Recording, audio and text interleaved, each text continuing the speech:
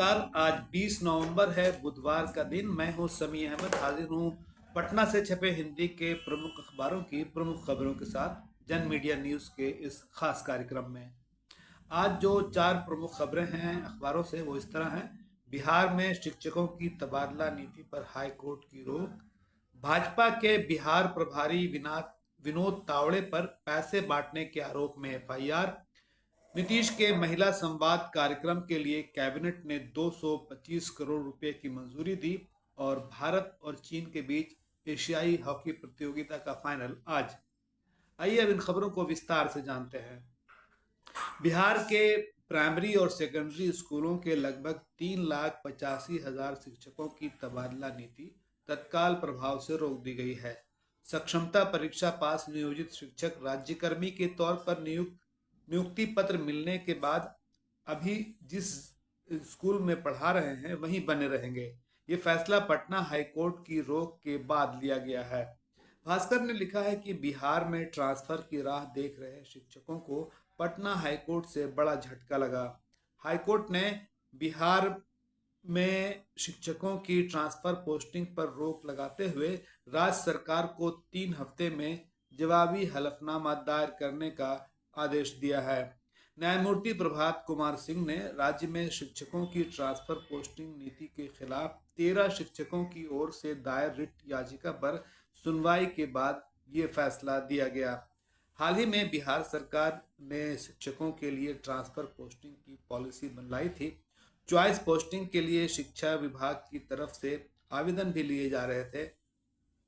दिसंबर में उसी हिसाब से ट्रांसफर पोस्टिंग भी होनी थी। सीनियर एडवोकेट और राज्य सरकार की ओर से पैरवी कर रहे ललित किशोर ने बताया कि सरकार ने शिक्षकों से 23 नवंबर तक अपने ट्रांसफर के लिए विकल्प मांगे थे।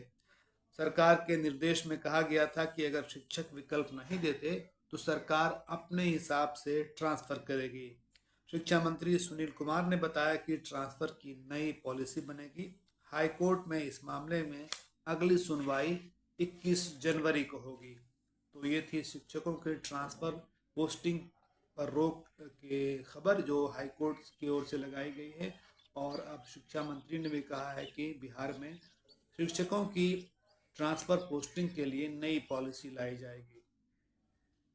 महाराष्ट्र में विधानसभा चुनाव के लिए मतदान से ठीक एक दिन पहले भाजपा के महासचिव विनोद तावड़े पर 5 करोड़ रुपए बांटने का आरोप लगा है। वे बिहार भाजपा के प्रभारी भी हैं। बहुजन विकास अघाड़ी के विधायक हितेंद्र ठाकुर, उनके बेटे विधायक शिरीष ठाकुर और उनकी पार्टी के कार्यकर्ताओं ने होटल में घुसकर तावड़े को पकड़ा और करीब 4 घंटे तक उन्हें घेरे रखा। मुंबई से सटे विरार स्थित विवांत होटल में ऑन कैमरा उनके पास मिले बैग से 9 लाख रुपए और 9,93,000 रुपये बरामद हुए। आरोप है कि तावड़े ने करीब 5 करोड़ रुपए बांटे हैं। चुनाव आयोग ने इस मामले में तावड़े और भाजपा उम्मीदवार राजन नाइक पर एफआईआर दर्ज कराई है। तावड़े के पास से एक डायरी भी मिली है जिसमें कई नामों के आगे 300K 400K यानी 300,000 और 400,000 रुपये लिखा है। इधर तावड़े ने कहा है कि नाल सोपारा के विधायकों की बैठक चल रही थी। इस बीच कांग्रेस सांसद राहुल गांधी ने प्रधानमंत्री पर निशाना साधते हुए कहा कि मोदी जी, ये 5 करोड़ रुपये किस सेफ से निकले हैं? जनता का पैसा लूट कर आपको किसने टेम्पो में दिया है? तो ये थी महाराष्ट्र में विनोद तावड़े के बारे में खबर जो 5 करोड़ रुपया जिन उन पर आरोप लगा है कि उन्होंने 5 करोड़ रुपये बांटे हैं। हालांकि उनके बैग से 9,93,000 रुपये बरामद हुए हैं। बिहार सरकार पूरे राज्य में महिला संवाद करेगी।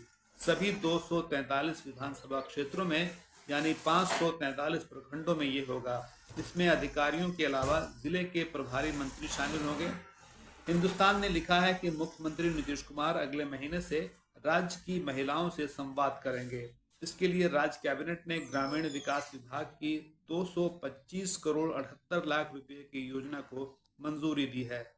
नीतीश का संवाद राज्य मुख्यालय से लेकर जिला स्तर तक संचालित हो सकता है। महिला संवाद के कार्यक्रम का मकसद महिलाओं को सरकारी योजनाओं की जानकारी देना और उनकी इच्छा अपेक्षा जानना है। और अब इस कड़ी की आखिरी खबर सब खेल के है। पिछली चैंपियन भारतीय टीम ने राजगीर स्पोर्ट्स कॉम्प्लेक्स के हॉकी ग्राउंड में मंगलवार को एशियाई महिला हॉकी चैंपियंस ट्रॉफी के सेमीफाइनल में जापान को 2-0 से हराकर फाइनल में जगह बना ली। इससे पहले चीन ने पहले सेमीफाइनल में मलेशिया को 3-1 से हरा दिया। अब आज ही भारत और चीन के बीच फाइनल मुकाबला होगा। भारत ने पूरी प्रतियोगिता में सभी मैच जीते हैं, जबकि चीन एक मैच में भारत से हारा है। पिछली बार ये प्रतियोगिता रांची में हुई थी, तब फाइनल में भारत ने जापान को हराकर खिताब जीत लिया था। भारत अगर आज चीन को हराकर खिताब जीतता है तो वह उसकी तीसरी खिताबी जीत होगी। और अब अन्य खबरों की चर्चा करते हैं। महाराष्ट्र की 288 सदस्यों वाली विधानसभा की सभी सीटों पर आज वोटिंग हो रही है। आपको मालूम है कि यहाँ महायुति और महाविकास अघाड़ी के बीच मुख्य मुकाबला है। महायुति में अभी सरकार चला रही है भारतीय जनता पार्टी और अजित पवार की एनसीपी, और इसके अलावा मुख्यमंत्री एकनाथ शिंदे का जो शिवसेना गुट है वो शामिल है। जबकि महाविकास अघाड़ी में कांग्रेस, उद्धव ठाकरे की शिवसेना और शरद पवार की एनसीपी शामिल है। उधर झारखंड में 81 सीटों वाली विधानसभा है। वहां पहले चरण में 45 सीटों पर 13 नवंबर को वोट हो चुका है। आज बाकी की 38 सीटों के लिए वोटिंग हो रही है। अब कुछ अंतर्राष्ट्रीय खबरें। यूक्रेन ने सोमवार की रात रूस के ब्रांस्क क्षेत्र पर अमेरिका से मिली लंबी दूरी की 6 मिसाइलें दागी है। रूस का दावा है कि इन 6 मिसाइलों में 5 को उसने गिरा दिया है। रूस और यूक्रेन के बीच तनाव बढ़ रहा है और इसको लेकर पूरी दुनिया में चिंता बनी हुई है। ब्राजील के रियो डी जनेरियो में G20 शिखर सम्मेलन से अलग हटकर प्रधानमंत्री नरेंद्र मोदी ने ब्रिटिश प्रधानमंत्री कियर स्टारमर से मुलाकात की और भगोड़े कारोबारी विजय माल्या और नीरव मोदी के प्रत्यर्पण पर बात की। आपको मालूम है कि ये दोनों लंबे समय से भारत से भागे हुए हैं और विपक्ष इनके भागने के लिए सरकार पर दोष लगाता रहता है। भारत और चीन के बीच सीधी उड़ान जल्द शुरू होगी। इसके अलावा कैलाश मानसरोवर के यात्रा पर भी सहमति बनी है। आपको मालूम है कि भारत और चीन के बीच लंबे समय से सीमा का विवाद चला रहा था, लेकिन हाल ही के दिनों में लद्दाख में तनाव कम करने पर सहमति बनी। दोनों की सेनाएं पीछे हटी और वहां गश्त शुरू की गई। इसके बाद ये महत्वपूर्ण घटनाक्रम हुआ है कि अब जो है भारत और चीन के बीच सीधी उड़ान की संभावना बनी है। और आज के इस अंक की आखिरी खबर यह है कि संगीतकार AR रहमान और उनकी बीवी सायरा बानो ने अपने तलाक का ऐलान किया है। AR रहमान 57 साल के हैं, उनकी बीवी 47 साल की है। उनकी शादी जो है 1995 में हुई थी और लगभग 29 बरस के बाद ये उन्हें फैसला लेना पड़ा है।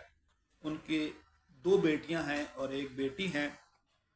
दोनों ने अपने तलाकनामे को वकील के ज़रिए जाहिर किया है और लोगों से अपील की है कि उनकी जो प्राइवेसी है, उनकी जो निजता है, उसका सम्मान किया जाए, यानी इसके बारे में ज़्यादा चर्चा न की जाए।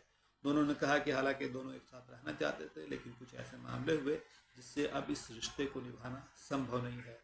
तो ये थी आज के अखबारों की अहम खबरें। अगले दिन के अखबारों की प्रमुख खबरों के साथ आपसे फिर मुलाकात होगी। तब तक के लिए एक गुजारिश ये है कि अगर आपको ये 9-10 मिनट का कार्यक्रम अच्छा लगता हो तो अपने जो आपके जानने वाले लोग हैं उनके साथ साझा करें। और अगर अब तक आपने जन मीडिया न्यूज़ चैनल को सब्सक्राइब नहीं किया है तो इसे ज़रूर सब्सक्राइब कर लें। तो अब लेते हैं इजाज़त, अगले दिन फिर मुलाकात होगी। शुक्रिया।